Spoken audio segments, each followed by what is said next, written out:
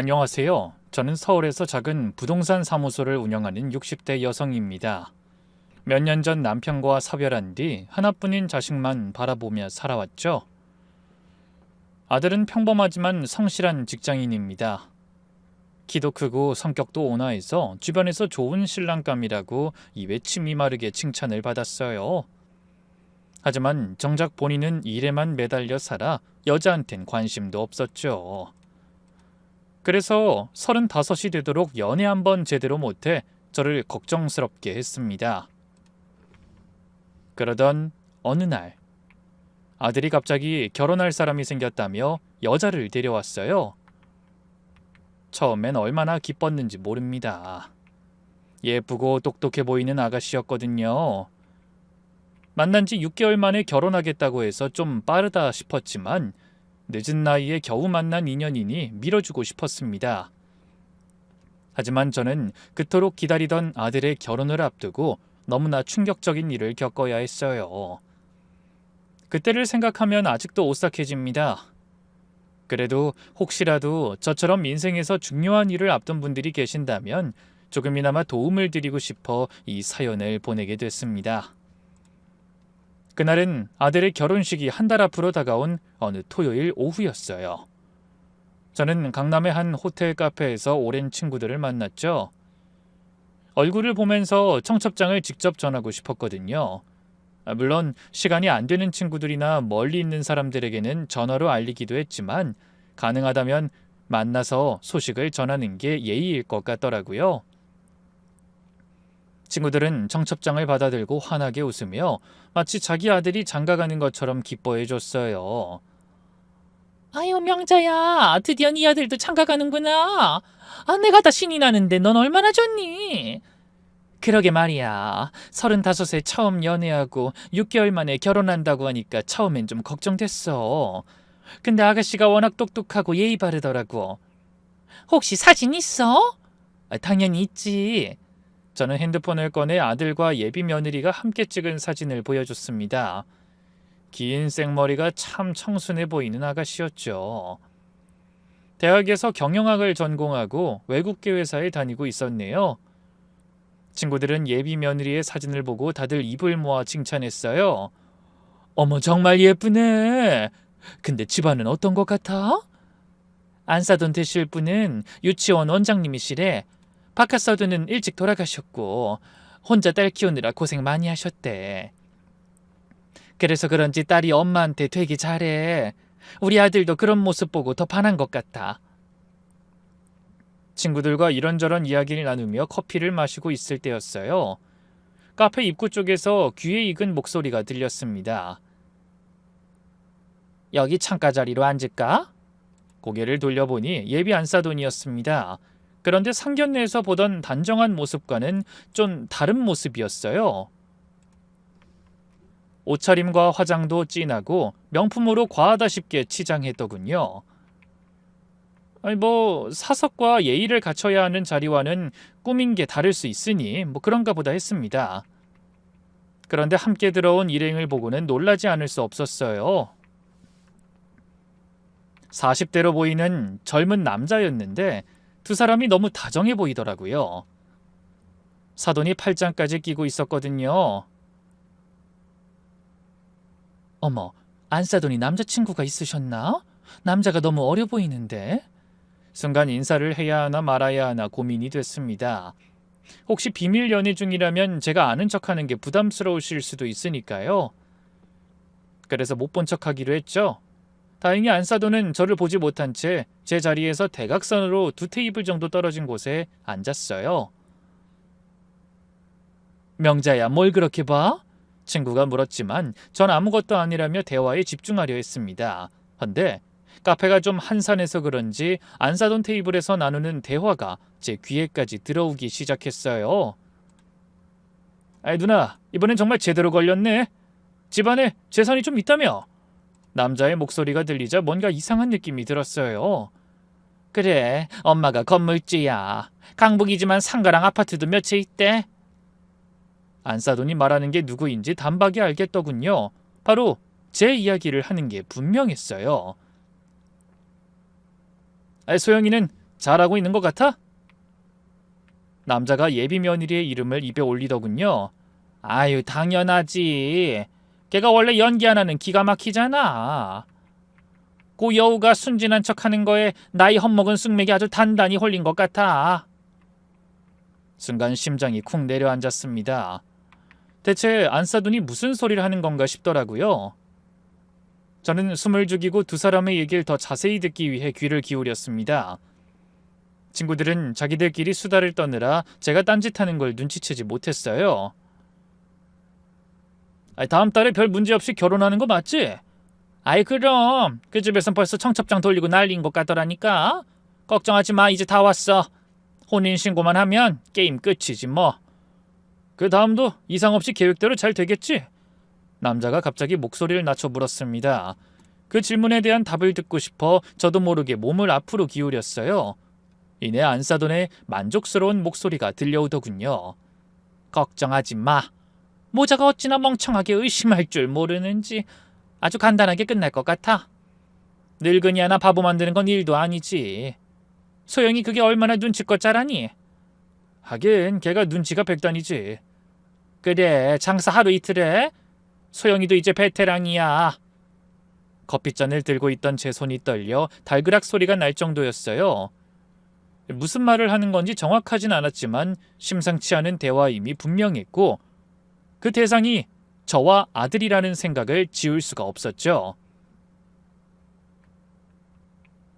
이번에 제대로 한 건 하면 한 몇 년 해외에서 쉬다 오기로 한 거 있지 않았지? 아이, 당연하지. 보채지 말고 기다리고 있어. 그래. 내가 교회 가서 새벽 기도도 하고 절에 가서 108배도 할게. 우리 누나 사업 잘 돼서 나한테도 콩고물 좀 떨어지게 해달라고. 아이, 걱정하지 말라니까. 강북이라고 우습게 생각했는데 이 상가주택 시세가 한 30억 정도 되는 것 같고 아파트도 합치면 20억은 넘을 거야. 오, 대박이네. 다 된 밤에 콧바뜨리지 말고 마지막까지 방심하지 마. 그러다 혹시 들키기라도 하면. 안 들켰어. 어차피 도장 찍고 나면 빼도 박도 못해. 혼인신고만 하면 우리 소영이가 법적인 며느리가 되는 거잖아. 조금씩 이상한 분위기 만들다가 병원 진단서 조작하면 그 아들도 깜빡 속아 넘어갈 거고 소영이가 성년 후견인 되도록 신청만 하면 끝나는 거야. 안사돈의 자신 있는 말이 이어질수록 제 심장은 요동쳤습니다. 그때 다시 남자가 묻는 소리가 들렸어요. 그런 다음에 소영이는? 당연히 대충 버티다가 이혼하고 빠지는 거지. 시어머니 때문에 결혼 생활이 파탄났다고 하면 돼. 판사들도 아마 동정할걸? 그 말에 두 사람이 거의 동시에 좋아 죽겠다는 듯 웃었습니다. 저는 화장실에 간다는 핑계를 대고 자리에서 일어났어요. 다리가 후들후들 떨려서 제대로 걸을 수도 없었죠. 화장실에 들어서자 세면대 위 거울에 창백하게 찔린 제 얼굴이 보였어요. 나를 어떻게 생각하는 거지? 내 재산을 뺏으려고 무슨 짓인가 할 것 같은데. 속이 울렁거려서 토할 것 같았습니다. 진정하려고 애썼지만 심장이 미친 듯이 뛰었어요. 어떻게 해야 하지?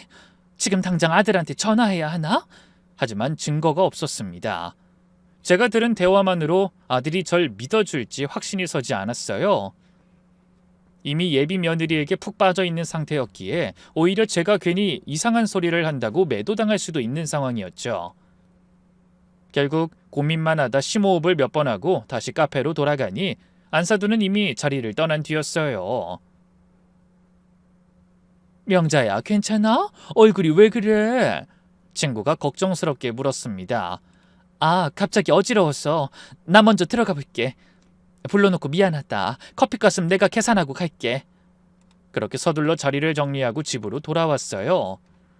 돌아오는 택시 안에서도 계속 안사돈의 말이 귓가에 맴돌아 머릿속을 어지럽혔습니다. 집에 도착해 현관문을 열자 거실에서 아들이 TV를 보고 있더군요.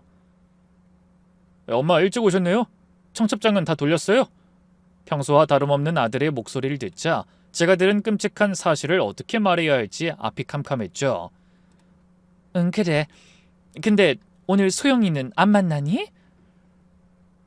오늘은 장모님이랑 혼수 준비하느라 바쁜 것 같아요. 참, 엄마도 다음 주에 가전 보러 같이 가기로 했잖아요. 잊지 않으셨죠? 뭐? 나도? 에이, 또 깜빡하셨어요? 요즘 왜 그러세요? 소영이가 분명히 말씀드렸다는데. 잊기는커녕 아예 들은 기억조차 없는 말이었어요. 하지만 아들의 걱정스러운 얼굴을 보고 억지로 아무렇지 않은 척 말했습니다. 아, 내가 좀 헷갈렸나 보네. 그래, 알았다. 간신히 대답하고 방으로 들어와 침대에 앉아 머리를 감쌌어요. 예비 며느리의 해맑은 웃음 뒤에 뭔가 무서운 계획이 숨어 있는 것 같은데 도저히 어떻게 해야 할지 모르겠더군요. 창밖으로 어둠이 내려앉고 있었고 제 마음도 덩달아 캄캄해지는 기분이었어요. 한 달 뒤면 다가올 아들의 결혼식, 축복받아야 할 그날이 어쩌면 재앙의 시작이 될 수도 있다는 생각에 온몸이 떨렸습니다. 그날 밤 한숨도 잘 수가 없었어요. 천장을 바라보며 낮에 들은 안사돈의 대화를 수백 번 되새겼죠. 하지만 정확한 내용을 알 수 없으니 속만 까맣게 타들어갔습니다. 뭔가 구체적인 정황이 있어야 신고도 하고 아들에게도 알릴 텐데 뿌연 안개 속을 헤매는 것처럼 앞이 보이지 않는 기분이었네요. 헌데 그렇게 불안한 며칠을 보내는 동안 계속 이상한 일들이 일어났어요. 한 번은 분명히 안방 화장대 위에 올려놓은 안경을 찾느라 한참을 헤맨 적이 있었어요. 결국 찾은 곳은 냉장고 안이었습니다. 그때는 깜짝 놀라고 의아했지만 곧 바빠서 정신이 없었던 거라 여기며 그냥 넘어갔죠. 다음 날에는 열쇠 사건이 있었습니다. 항상 현관 신발장 위에 두는 자동차 키가 없어져서 아들한테 전화로 물은 적이 있어요. 하지만 아들은 본 적이 없다고 했고 결국 온 집안을 뒤져 자동차 키를 찾은 건 거실 서랍장 안이었습니다. 엄마, 요즘 자꾸 물건을 이상한 데 두시네요. 피곤하세요? 아들이 걱정스럽게 물었습니다. 또 며칠 후 예비 며느리와도 문제가 있었어요. 애가 퇴근 후에 집에 들렸는데 갑자기 이런 말을 하더라고요. 어머님, 제가 드렸던 혼수 목록 보셨죠? 어때요? 뭐 바꿀 거 있을까요? 혼수 목록? 그런 걸 줬니? 지난주에 드렸잖아요. 침대랑 냉장고 카탈로그도요. 어머님이 한번 봐주셨으면 해서. 하지만 전 정말 받은 기억이 전혀 없었습니다. 그런데 애가 제 방 화장대 서랍을 열더니 거기서 카탈로그와 종이 한 장을 꺼내서 보여줬어요. 여기 있네요. 어머님이 여기 넣어두신 것 같더라고요. 예비 며느린 걱정스러운 표정으로 제 아들을 쳐다봤고 아들이 저에게 물었어요. 엄마, 요즘 결혼 준비 때문에 너무 신경 쓰시는 거 아니에요? 저희가 천천히 준비하면 되니까 너무 무리하지 마시고 집에 오면 푹 좀 쉬세요. 그 외에도 비슷한 일들이 여러 번 있었습니다. 서류를 찾지 못해 헤맨 적도 있고 예비 며느리와의 약속 시간을 까맣게 잊어 1시간이나 기다리게 만든 적도 있었어요. 그때마다 아이들은 저를 걱정스럽게 바라봤죠. 저는 호텔에서의 일 때문에 그맘때 너무 신경을 써서 그런 거라고 생각했어요. 하지만 잦은 실수가 이어지자 갑자기 무서운 생각이 들었습니다. 설마 혹시 내가 치매에 걸린 건 아니겠지? 사실 제 친정어머니도 70 넘어서 치매로 고생하시다 돌아가셨거든요. 유전일 수도 있다는 생각이 들자 식은땀이 흘렀어요. 그래서 그날도 새벽까지 잠을 이루지 못했죠. 아들의 일에 심해지는 건망증까지 걱정이 많아 도저히 속 편하게 잠들 수가 없었습니다. 다음 날 아침, 아들이 출근하자 또 이상한 일이 생겼어요. 부엌에서 설거지를 하고 있는데 예비 며느리한테서 전화가 왔더군요. 어머님, 오늘 오후 2시에 웨딩홀 가서 메뉴 시식하기로 했잖아요. 잊지 않으셨죠? 어? 오늘? 네, 어제 통화할 때 약속하셨잖아요. 어머니가 오늘 오후가 한가하시다고 해서. 전혀 기억이 나지 않았습니다. 전날 통화한 기억 자체가 없었어요. 아, 그래? 2시, 알았다. 역시 잊으셨구나. 제가 웨딩홀 주소는 문자로 보내드릴게요. 근데 어머님, 정말 괜찮으신 거죠? 요즘 너무 자주 잊으시는 것 같아서. 예비 며느리의 목소리엔 걱정이 묻어있는 것 같았습니다. 하지만 전 그런 행동마저 거짓으로 느껴졌어요. 언제든 제 뒤통수를 치려고 준비 중이면서 다정한 척하는 게 소름 끼쳤습니다. 내가 알아서 할게. 그리고 아무리 생각해도 오늘은 도저히 시간이 안 날 것 같구나. 며칠만 미루자. 저는 차갑게 대답하고 전화를 끊었습니다. 맘 같아서는 당장 결혼 준비를 때려치우고 싶은데 웨딩홀 시식이라니 말도 안 되는 일이었어요. 며느리와 안 싸두니 무슨 짓을 꾸미는지 뭔가 단서라도 잡는다면 속 시원하게 결혼을 업자고 할 텐데 그러기 전에는 아들을 이해시킬 수 없을 것 같아 애가 탔습니다. 그날 오후 저는 웨딩홀에 가는 대신 제 집 근처 종합병원 신경과에 찾아갔어요.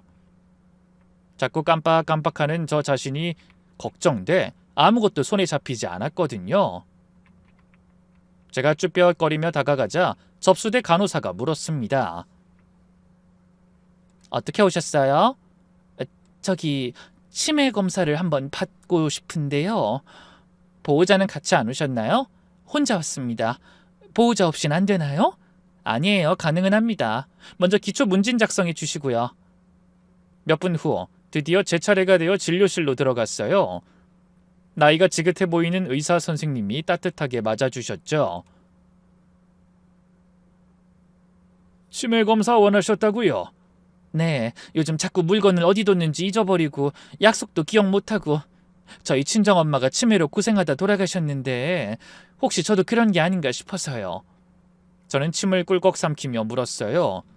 언제부터 그러셨어요? 정확하진 않지만 몇 주 전부터 그런 것 같아요. 의사 선생님은 고개를 끄덕이며 여러 가지를 물어보셨습니다. 오늘이 몇 월 며칠인지 아세요? 93에서 7을 빼면 거기서 또 8을 빼면 몇이죠? 이런 식으로 계속 질문이 이어졌습니다. 그림을 보고 기억하기, 단어 외우기, 시계 그리기 등 다양한 검사를 했어요. 저는 모든 문제를 정확히 맞췄습니다. 기본 인지 기능은 정상이신 것 같은데 더 정확한 진단을 위해 MRI 검사를 해보시죠. 그리고 혈액 검사도 같이 하겠습니다. MRI 검사는 다음날 오전에 받기로 했습니다. 집에 돌아오니 아들이 거실에서 절 기다리고 있었어요. 평소보다 일찍 퇴근한 모양이었죠. 엄마 어디 갔다 오세요? 저기 이런 말 좀 그렇지만 엄마 요즘 건망증이 너무 심해지시는 것 같아요. 외할머니도 그러시다가 아들은 차마 말을 끝맺지 못했습니다. 저는 한숨을 쉬며 그런 아들에게 말했어요. 나도 안다. 안 그래도 내일 검사 받을 예정이야. 정말요? 제가 같이 갈게요. 아니, 나 혼자서도 괜찮아. 일하는 사람이 갑자기 휴가 내기가 그렇게 쉬워? 걱정하지 마. 아직 그 정도는 나 혼자서도 할 수 있어. 다음 날 아침 MRI 검사를 받으러 병원에 갔습니다. 차가운 기계 속에 누워있는 동안 별의별 생각이 다 들었어요. 검사가 끝나고 이틀 뒤 결과를 들으러 갔습니다.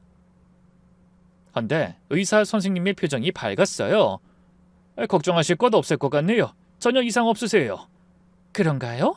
네, MRI상으로도 뇌는 아주 건강하시고 혈액 검사 결과도 정상입니다. 치매 유전자도 발견된 게 없어요.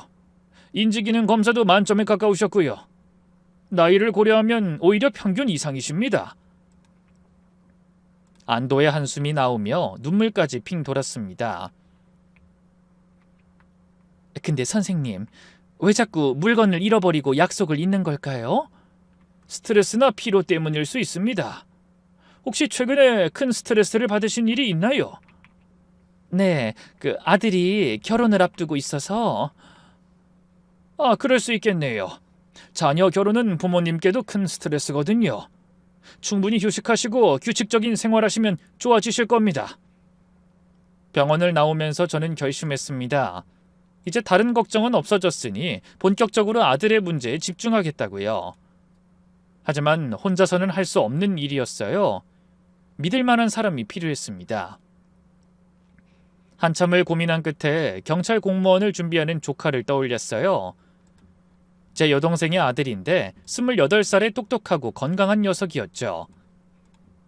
얼마 전에 시험을 치르고 발표를 기다린다고 했으니 시기도 나쁘지 않은 것 같아 다급하게 조카에게 전화를 걸었습니다.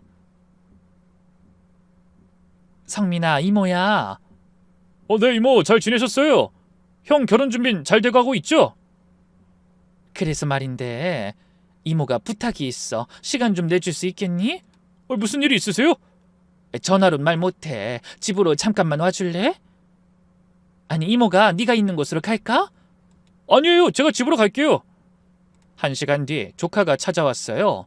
근데 말하는 도중에 혹시 아들이 올까봐 걱정이 되더라고요. 그래서 조카를 데리고 집 밖으로 나와 공원 벤치에 앉아서 어렵게 입을 열었습니다. 성민아, 이모가 지금부터 하는 말 잘 들어. 그리고 아무한테도, 특히 절대 민우한테 말하면 안 돼. 그러면서 카페에서 들은 안서돈의 대화를 얘기했어요. 조카의 얼굴이 점점 굳어졌습니다. 이모, 이거 완전 결혼 사기잖아요. 당장 경찰에 신고해야 해요. 그런 것 같지? 하지만 증거도 없고 뭘 어떻게 한다는 건지 알 수가 없어. 아니 그냥 내 재산을 노린다는 것밖에. 그래서 뭔가 방법이 필요해. 그럼 제가 한번 조사해 볼게요. 시험 준비하면서 배운 것도 있고 제 친구 중에 탐정 사무실에서 일하는 애도 있어요. 그 친구한테 물어보면 어렵지 않을 거예요. 그래? 아이, 정말 고맙다. 저는 조카의 손을 덥석 잡았어요. 혼자 외딴 섬에 갇혀 있다 어렵게 사람을 만난 기분이었죠. 근데 일단 이모 집에 카메라를 설치해야 할 것 같아요. 그래야 예비 형수, 아니 그 여자가 뭘 하는지 증거가 될 만한 걸 찾을 수 있을 것 같아요. 조카의 말에 저는 고개를 끄덕였어요. 그리고 이모, 혹시 요즘 뭐 다른 이상한 일 없어요? 주위에 낯선 사람이 자주 보인다거나 예전엔 없던 일이 생긴다거나. 아니 그런 일은 없는데. 아니 저기 사실은 저는 혹시나 하며 최근 들어 자꾸 집안에서도 물건을 잃어버리고 약속도 쉽게 잊는 증상을 얘기했어요. 조카는 심각한 표정으로 입을 열었죠. 그게 정말이에요? 그럼 혹시 집 밖에서나 부동산에서 일하다가도 그런 적 있으세요? 아니 딱히 그런 적은 없어. 일에도 문제 생긴 적 없고. 그래요? 이상하네요. 원래 깜빡깜빡하면 일에 지장 생기는 게 가장 큰 문제인데. 아무튼 제가 그 여자 좀 살펴볼게요. 이모도 이상한 게 생기면 바로 좀 알려주세요. 그래 고마워. 다음날 조카가 집으로 왔습니다. 아들이 출근한 시간에 카메라를 설치하겠다고 하더군요. 그러고는 빠르게 움직였어요. 거실 화분, 액자 뒤, 책꽂이, 주방에까지 꼼꼼하게 설치했죠. 워낙 작아서 티가 잘 나지 않더라고요. 이 카메라들이 집안 어디에서 무슨 짓을 하든 다 실시간으로 녹화할 거예요. 핸드폰으로 언제든 확인할 수도 있고요. 조카가 제 핸드폰에 프로그램을 깔아주고 사용법도 알려줬습니다. 화면을 보니 신기하게도 집안 곳곳이 선명하게 다 보였어요. 세심하게 신경 써주는 조카를 보니 천군만마를 얻은 듯 든든했죠. 이모, 근데 그 여자에 대해 좀 더 자세히 알아야 할 것 같아요. 한소영이 본명 맞아요? 그렇게 알고 있어. 제가 조사 좀 해볼게요. 그 안사돈이라는 사람도요. 유치원 원장이라고 했죠? 강남에서 유치원 운영한다고 했어. 도곡동 어디라고 한 것 같은데? 조카가 돌아간 뒤 저는 집안에 카메라가 있다는 걸 티내지 않으려고 최대한 평소처럼 행동했습니다. 저녁에 예비 며느리가 집에 와 같이 저녁을 먹을 때도 자연스럽게 맞이하려고 노력했죠. 그런데 그날 밤 핸드폰으로 카메라 영상을 확인하다 기겁했습니다. 상상도 하지 못한 장면이 녹화돼 있었기 때문이죠. 저녁 나절 아이들을 위해 주방에서 음식을 할 때 예비 며느리가 제 방에 들어가는 모습이 보였습니다. 아들은 거실에서 전화를 받고 있었죠. 헌데 며느리가 방에 있던 제 지갑을 들고 나와 신발장 위에 놓더라고요. 한 손엔 제가 자주 차는 시계가 들려 있었는데 그 시계는 화장실로 들고 가더니 빈손으로 나오더라고요. 그제야 저는 그동안 제 물건이 제자리에 있지 않고 엉뚱한 곳에 놓여 있던 이유를 알게 됐어요. 제 총기가 흐려진 게 아니었습니다. 예비 며느리가 의도적으로 마음대로 물건을 뒤죽박죽으로 놓아 마치 제가 기억하지 못하는 것처럼 착각하게 만든 거였어요. 그동안 제가 잊었다고 하던 약속들도 아마 며느리가 일방적으로 만들어낸 것들이 틀림없다는 생각이 들었죠. 그렇게 며느린 점점 저를 정신나간 노인네로 만들고 있었습니다. 그때 호텔 카페에서 안 싸더니 했던 말이 떠올랐어요. 늙은이 하나 바보 만드는 건 일도 아니라던 말. 그 말이 무슨 뜻인지 전 그제야 깨달았습니다. 며느리는 저를 치매 환자로 만들어 법원에 성년 후견인을 신청하고 재산을 마음대로 주무르려고 했던 겁니다. 충격적인 일은 거기서 끝이 아니었어요. 영상에는 제가 화장실에 간 사이에 며느리가 물을 먹는 척 주방으로 들어와 제가 먹는 영양제 통을 열더니 안에 있던 약을 모조리 빼내 다른 약을 넣는 장면도 찍혀 있었습니다. 무슨 약인지는 알 수 없었지만 분명 좋은 약은 아닐 거라는 생각이 들었어요. 또 다른 영상에서는 제 핸드폰을 몰래 만지는 장면도 찍혀 있었습니다.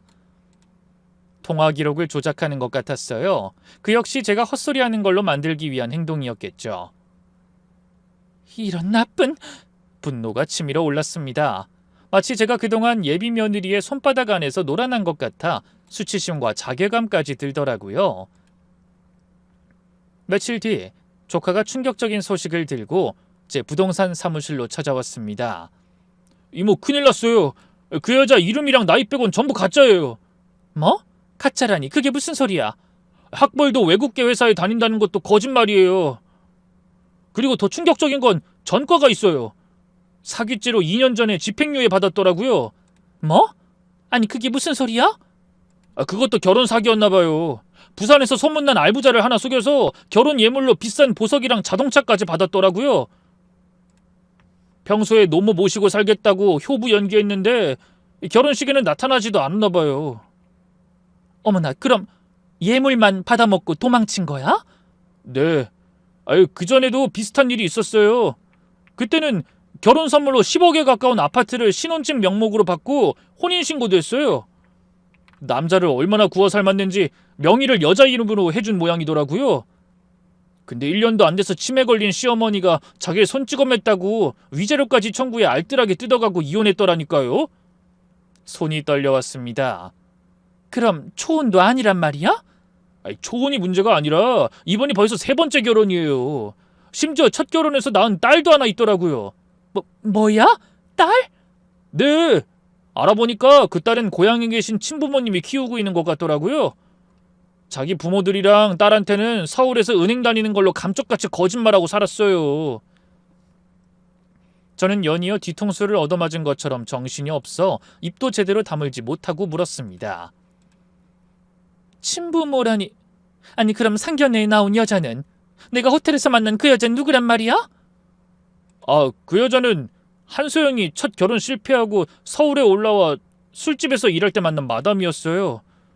그 여자가 한소영을 수양딸로 삼아 같이 사기를 치고 다닌 거죠. 아니 그게 정말이냐? 네. 지금도 유치원 원장이 아니라 불법 도박장 운영하고 있어요. 세상에, 어쩌다 그런 인간들이 내 아들한테... 이게 밝혀진 것만 이 정도지 피해자들이 쉬쉬하면서 신고하지 않은 것들까지 하면 어마어마하게 많이 해먹은 것 같아요. 그런데 충격이 가시기도 전에 조카가 믿을 수 없는 사진도 한 장 내밀었습니다. 예비 며느리가 다른 남자와 다정하게 모텔에서 나오는 사진이었는데 사진을 찍은 날이 불과 이틀 전이더라고요. 이모, 심지어 이 여자 한 번에 여러 명을 한꺼번에 만나고 있었어요. 이 남자도 지금 속이고 있는 것 같아요. 며칠 전에 약혼한다고 반지 맞추더라고요. 그럼 민호 말고도 다른 남자를 만난다는 거야? 네, 동시에 여러 명 만나요. 그 중에서 가장 득될 것 같은 사람을 골라서 결혼까지 하고 더 많은 돈을 갈취하는 거죠. 나머진 적당히 뜯어낸 다음에 정리하고요. 근데 이번엔 이모네가 결혼까지 갈 표적이 된 것 같아요. 이거 신고해야 해요. 저는 입술을 깨물며 말했습니다. 알지만 민우가 상처받을까봐 무서워. 이모, 지금 그런 말씀하실 때가 아니에요. 이모를 치매 환자로 만들어서 재산을 다 빼돌릴 생각이라고요. 어쩌면 그 핑계를 어디 요양원 같은 곳으로 보내버릴지도 모르잖아요. 동영상에서 이모 약통에 다른 약 넣었다고 했죠? 그것도 증거가 될 거예요. 그리고 형한테 혹시나 그 여자 쪽으로 돈 흘러간 거 있는지 한번 슬쩍 떠보세요. 돈? 설마... 혹시 몰라요. 중간에 실패할 확률도 있으니 야금야금 뭔가를 요구한 경우도 있더라고요. 만약에 금전적인 이득까지 취한 게 있으면 사기죄로 바로 처벌 가능할 거예요. 그래. 내가 한번 알아볼게. 그날 밤 저는 아들을 기다리며 초조한 시간을 보냈습니다.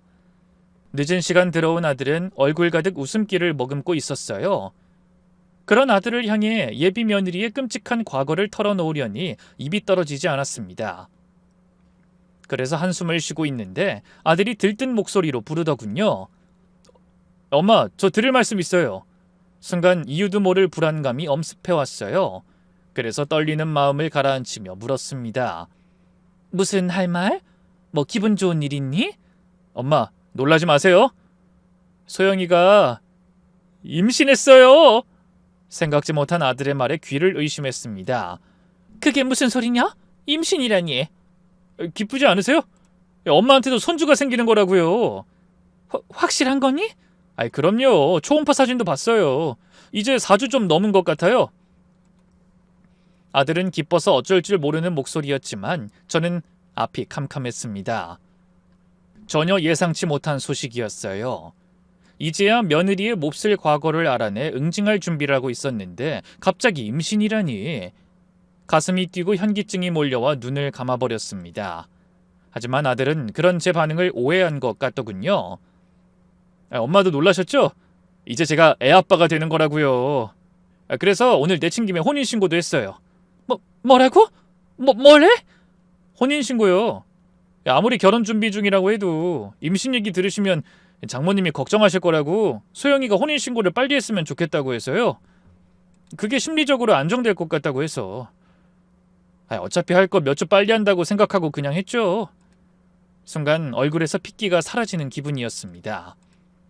제가 예비 며느리를 감시하는 동안 그 애는 제 머리 꼭대기에서 더 큰 수를 쓰고 있었던 겁니다. 임신의 혼인신고, 날벼락이 따로 없었죠. 다리에 힘이 풀려 소파에 털썩 주저앉은 저에게 아무것도 모르는 아들이 초음파 사진을 들이밀며 행복에 겨운 듯 말했어요. 아들일지 딸일지 너무 궁금해요. 세상에, 저를 닮은 애가 나온다니. 하지만 저는 숨통이 조여오는 것 같이 고통스러워 그런 아들의 말에 어떤 대답도 할 수 없었습니다. 대체 이 재앙과 같은 난관을 어떻게 극복해야 할지 알 수가 없었죠. 그래서 한동안 넋을 놓고 앉아 있다가 조용히 부엌으로 갔어요. 그리고 냉장고를 열어 요리할 때 쓰려다 사다 놓은 소주를 꺼내 한 잔 들이켰습니다. 도저히 맨정신으로 가공할 예비 며느리의 과거를 털어놓을 수가 없더라고요. 그때 씻고 나오던 아들이 제가 깡소주 마시는 모습을 보고 놀라서 물었네요. 엄마, 지금 뭐 하시는 거예요? 아니, 그냥 속이 갑갑해서. 아니, 오늘 손주 소식도 듣고 기분 좋은 일만 있었는데 왜 그러세요? 소영이가 아무리 얘기해도 설마 했는데 요즘 정말 이상하시네요. 소영이? 왜? 걔가 뭐라고 하는데? 엄마가 요즘 너무 깜빡깜빡하시고 이상한 행동하셔서 걱정된다고요. 물건도 어디 있는지 모르고 약속한 것도 다 잊으시고. 지난번에 병원 검사 결과는 이상 없다고 하셨지만 제가 같이 가서 본 게 아니잖아요. 뭐? 너 설마 내가 검사 결과 가지고 거짓말했다고 생각하는 거냐? 아니, 그런 건 아니지만 원래 치매 초기에는 자신의 상태를 받아들이기 쉽지 않아서 회피한다고 하더라고요. 혼자 가시기 힘드시면 제가 같이 가드리려고 했는데 그것도 싫다고 하셨잖아요. 근데 자꾸 이렇게 안 하던 행동하시니 걱정되죠. 아들은 정말 제가 걱정되는지 한없이 밝았던 얼굴이 어두워졌습니다. 그런 모습을 보니 심장이 저리는 기분이었어요. 역시나 예비 며느리가 아들에게 제가 이상하다며 바람을 잡는 것 같더라고요. 조카의 말 그대로였어요. 아들이 상처받을까봐 망설이다가는 인간 말종들의 입에 제가 어렵게 모아온 재산을 전부 다 털어놓도록 놔둘지도 모를 일이었죠. 처음엔 호텔 카페에서 이상한 얘기를 들었을 때 바로 움직였더라면 아들의 혼인신고를 막을 수 있었을지 모른다는 후회가 물밀듯이 밀려왔네요. 머릿속에서 더는 망설이면 안 된다는 경고음이 울렸습니다. 그래서 결국 큰맘 먹고 모든 것을 밝히기로 했죠. 민우야, 엄마랑 얘기 좀 하자. 제가 갑자기 어두운 얼굴로 말하자 아들이 눈을 동그랗게 뜨고 놀라더군요. 왜, 무슨 일 있어요? 혹시 전에 병원 검사 결과 괜찮은 게 아니었던 거예요? 아니, 그런 게 아니야. 이리 와서 이것 좀 봐라. 제가 핸드폰을 내밀어 아들에게 예비 며느리가 제 물건을 숨기는 영상을 보여줬습니다. 처음에 영문을 모르겠다는 표정으로 그 모습을 지켜보던 아들이 갑자기 고개를 돌려 저를 바라보며 물었어요. 아니, 이건 우리 집이잖아요. 집에 이런 카메라가 있었어요? 꼭 필요한 것 같아서 내가 성민이한테 부탁해서 설치했다. 근데 소영이는 지금 뭐 하는 거예요? 저건 엄마 지갑인데? 그러더니 한참 영상을 지켜보던 아들이 인상을 쓰며 말했습니다. 설마 지금 소영이가 엄마 물건 숨기는 거예요? 아니, 왜? 이걸 보면 그 답을 알 수 있을 거야. 내 부탁으로 성민이가 소영이에 대해 알아본 거다. 네? 그게 무슨 말씀이세요? 엄마가 소영이 뒷조사를 했다는 거예요? 놀란 거 안다. 하지만 꼭 필요한 일이었고 이제 너도 그 이유를 알아야 할 것 같아. 정신 똑바로 차리고 들어라.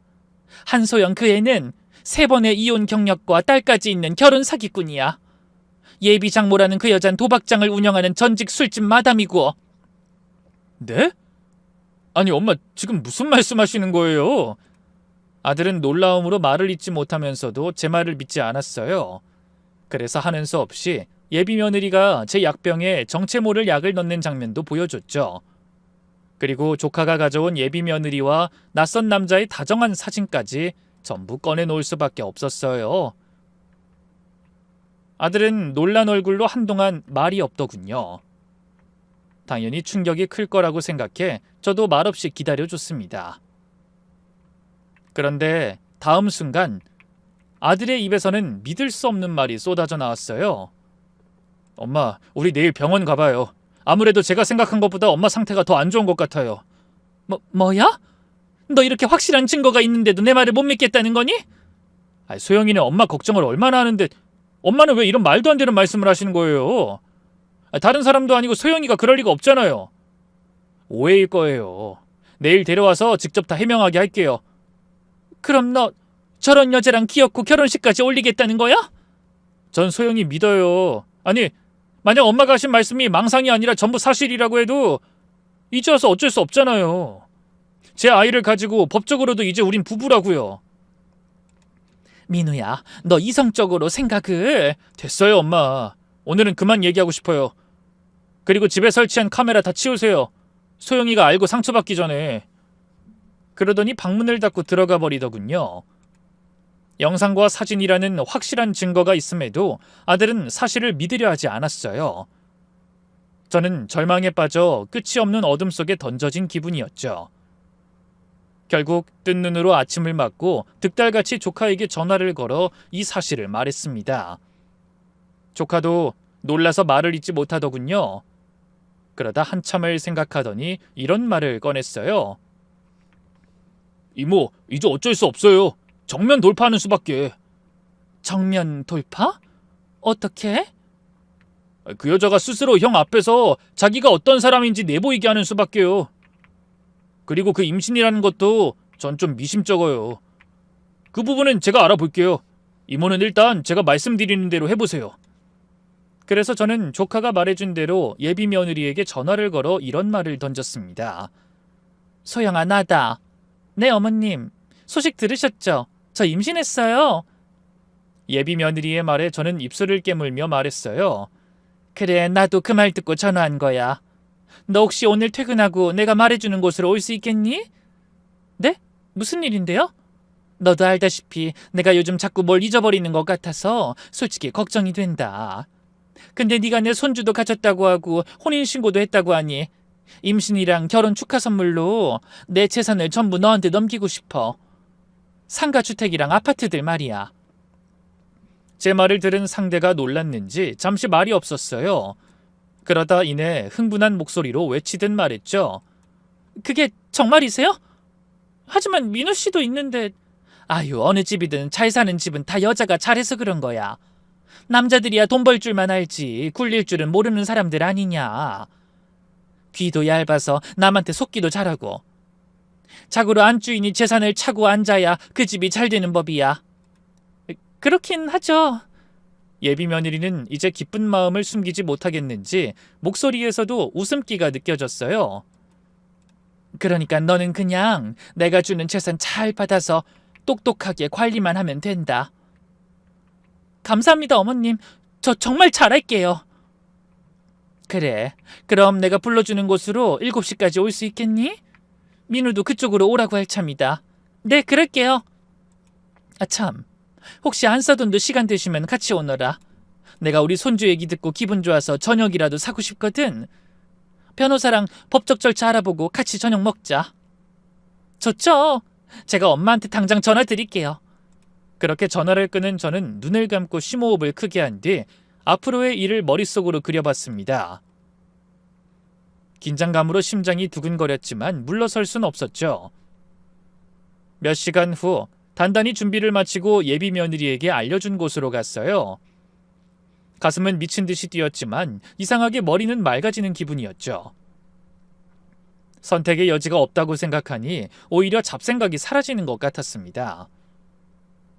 7시 정각, 예비 며느리와 그 가짜 엄마가 고급스러운 옷을 차려입고 변호사 사무실로 들어서더군요.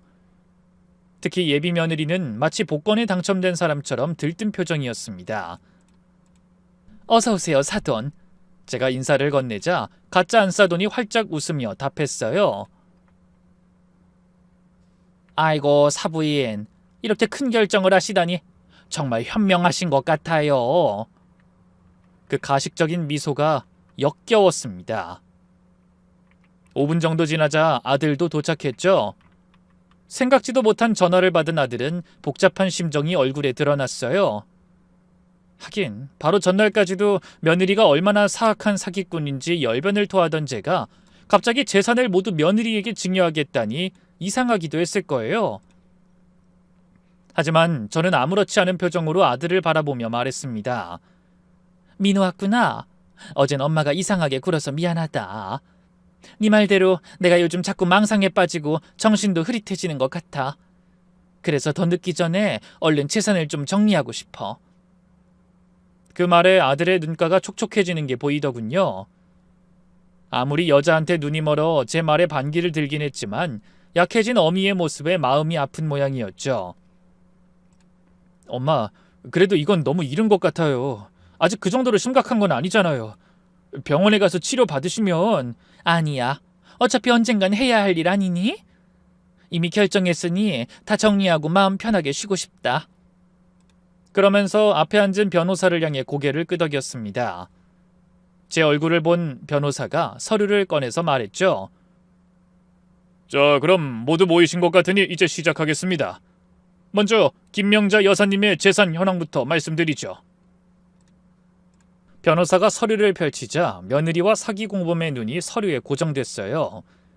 강북구 상가 건물 하나, 시가 약 30억, 아파트 세 채 약 20억, 현금 자산 약 5억. 며느리가 작게 헛기침을 했습니다. 흥분을 감추려는 것 같았죠. 이 재산을... 변호사가 잠시 말을 멈추자 사기꾼들의 눈이 욕심으로 번뜩이는 게 보였습니다. 하지만 다음 순간 사무실 안이 찬물을 끼얹은 듯 조용해졌어요. 전액 기부하셨습니다. 뭐라고요? 지금 뭐라고 말씀하신 거예요? 먼저 정막을 깬 건 예비 며느리였죠. 믿을 수 없다는 표정으로 재차 물었거든요.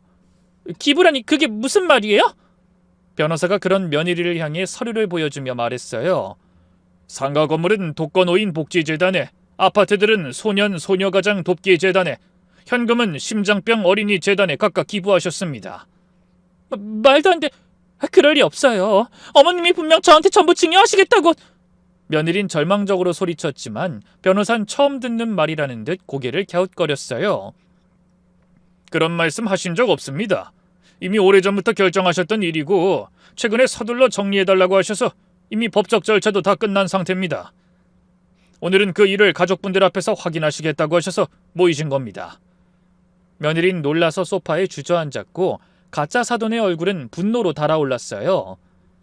아들도 놀랐는지 더듬거리며 물었죠. 아니 엄마, 이게 어떻게 된 일이에요? 저 사람들이 날 치매로 만들어 한탕 크게 해먹으려고 하는 것 같아서 내가 선수를 친 것뿐이다. 어차피 예전부터 기부하겠다고 생각해왔으니까. 제 말에 예비 며느리가 사나운 표정으로 소리쳤죠. 한탕 해먹다니, 그게 무슨 말씀이세요? 어머님 정말 제정신 아니시죠? 아니, 내가 멀쩡하다는 건 누구보다 네가 잘 알고 있잖아. 아무렇지도 않은 나를 치매로 몰아서 후견인 되려고 엄청나게 애써놓고 이제 와서 무슨 소리야? 뭐라고요? 너무 흥분하지 마라. 뱃속에 있는 애한테 안 좋잖니? 제가 걱정스럽다는 표정으로 말하자 얼굴이 한껏 달아오른 며느리가 앞뒤 가리지 못하고 흥분해서 소리쳤어요. 지금 병 주고 약 줘? 흥분하지 말라고? 당신이 재산 넘긴다고 해서 왔더니 이게 무슨 거지 같은 경우야? 기부라니, 어서 취소한다고 해! 며느린 손에 들어왔다고 생각한 재산이 기부됐다는 사실에 그간의 착한 여자 흉내는 까맣게 잊어버렸더군요. 아들은 그런 며느리의 모습에 적잖이 놀라는 것 같았어요. 그때 변호사가 다시 목소리에 힘을 줘 말했죠. 이미 절차가 다 마무리됐습니다. 취소는 불가능합니다. 이번엔 얼이 빠져있던 가짜 사돈이 흥분해서 날뛰었어요. 이 여자가 지금 장난하는 거야? 그게 얼만데 그 많은 걸 다 기부해? 무슨 수를 쓰든 당장 가서 그 돈 찾아와! 내 딸 돈 찾아오라고! 기암한 상대들이 제가 짜놓은 판에서 춤추는 꼴을 보니 아주 흡족하더라고요. 그래서 만족스러운 표정으로 말했죠. 아니 사돈, 우리 소영이 놀라겠어요. 임산부 앞에서 왜 이렇게 소리를 지르세요? 두 사람이 하도 연기를 잘하시길래 저도 한번 따라해본 건데 제 연기는 어땠어요? 이런 미친, 지금 이게 뭐 하자는 거야? 사돈, 아무리 친엄마가 아니라고 해도 수양딸 시어머니한테 말씀이 좀 심하시네요. 두 아이 벌써 혼인신고도 해서 엄연히 부부에 아이까지 생겼는데. 그러자 눈이 뒤집힌 며느리가 스스로 거짓말을 실토하더군요. 부부? 아이? 웃기는 소리 하지 마. 이제 저 인간하고는 끝이야. 땡전 한 푼 없는 알거지한테 내가 왜 발이 묶여? 그 말에 아들이 놀라서 물었어요. 소영아, 그게 무슨 소리야? 엄마 재산 아니면 나랑 결혼할 이유가 없다는 거야? 당연하지. 나이만 처먹어서 눈치도 없는 너 같은 남자를 내가 왜 만났겠어? 안 그래도 똥 밟아서 짜증나 죽겠는데 그 면상 좀 저리 치워줄래? 왜 이래 소영아, 우리 애가 다 듣겠어. 애는 무슨, 이 멍청한 인간아, 정신 차려. 그런 초음파 사진이야 돈만 주면 인터넷에서 얼마든지 구할 수 있어. 뭐라고? 그럼 알았으면 땡빚을 구해서라도 위자료나 많이 만들어놔. 너 같은 찌질이 인간하고 두 번 다시 엮일 일 없어. 당장 이혼이라고. 아들은 어쩔 줄 모르고 그런 며느리를 바라보고 있자 며느리와 가짜 사돈이 찬바람을 일으키며 밖으로 나가려고 했어요. 바로 그때였습니다. 낯선 남자 두 명이 나타나 며느리와 그 공범에게 말했죠. 아, 어딜 가려고? 우리가 여태 옆방에 숨어있느라 얼마나 힘들었는데. 사람 말은 좀 듣고 가야지. 남자들의 말에 며느리가 날카로운 목소리로 외쳤죠. 당신들 뭐야? 저리 안 가? 한소영, 최정숙 당신들 사기로 고소당했어. 도망칠 생각하지 말고 얌전히 서로 가자고. 그게 무슨 소리야? 사기라니? 말도 안 돼. 결혼하겠다고 속이고 적분해서 피눈물 나게 한 사람이 올해만 3명이 넘어. 그래놓고 오히려 재산 못 갖게 됐다고 큰 소리를 쳐. 그게 무슨 소리야? 사기라니? 그땐 정말 결혼하려고 했다고. 그리고 내가 달라고 한 적 없어. 그 남자들이 알아서 준 거야. 마지막까지 발악하던 두 인간은 결국 형사들 손에 꼴사납게 끌려갔습니다. 물론 며느리를 고소한 사람 중 한 명은 바로 저였죠. 헌데 제가 움직이기 전 이미 다른 두 사람에게 고소장이 접수돼 있다고 하더군요. 아들은 예비 며느리에게 결혼 준비금으로 5천만 원을 준 상태였지만 나머지 두 사람의 피해액은 3억이 넘어 결코 적은 금액이 아니었죠. 수법은 비슷했어요. 노모를 잘 모시겠다고 효부인 척 다가서서 결혼을 빙자해 금전적 이득을 챙겨놓고 연락을 끊거나 말도 안 되는 이유로 일방적인 결별을 통보한 거죠. 조카가 며느리의 병원 진료 기록을 조사해줘서 이미 눈치는 채고 있었지만 손주를 임신했다는 것도 새빨간 거짓말이었어요. 다른 사람들에게 고소당할 걸 직감한 며느리가 하루라도 빨리 혼인신고를 하고 돈을 빼내 도망치려고 했던 겁니다. 사건의 조사가 이뤄지는 동안 아들은 괴로움에 말을 잃었습니다. 저는 그런 아들이 어서 기운을 차리도록 응원했죠. 민우야, 이제 다 끝났어. 제발 잊어버리자. 엄마, 전 정말 제가 한심해서 미칠 것 같아요. 그런 사기꾼한테 속아서 걱정하고 충고하는 엄마한테 대들기나 하고, 이 나이 먹어서도 그렇게 사람 보는 눈이 없었다는 게 너무 멍청하게 느껴져서 딱 죽고 싶어요. 누구나 실수는 하는 법이야.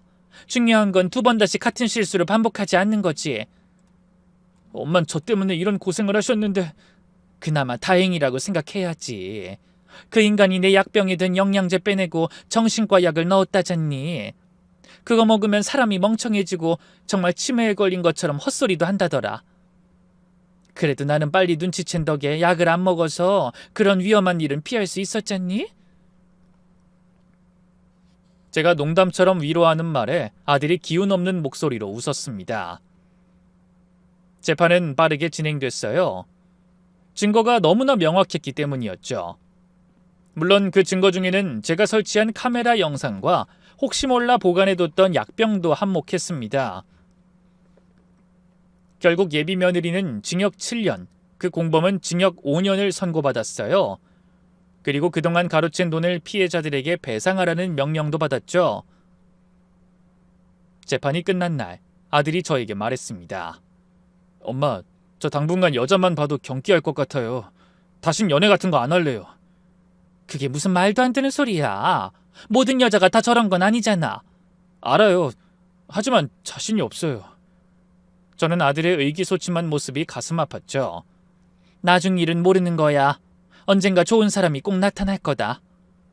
그로부터 벌써 1년이라는 시간이 흘렀습니다. 아들은 일에 빠져 지냈고 저도 일상으로 돌아왔어요. 저를 도와주던 조카는 경찰 시험에 합격해 정식 경찰관이 됐죠. 제 사건을 도와준 경험이 경찰 생활에 많은 공부가 됐다고 하더군요.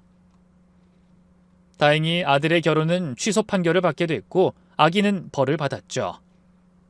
비록 겪지 않았으면 좋을 괴로운 기억이지만 그 경험을 통해 저와 아들은 인간에 대한 경각심을 갖게 됐습니다. 그래서 앞으로 살아갈 날이 많은 아들에게 큰 공부가 되었던 것 같아요.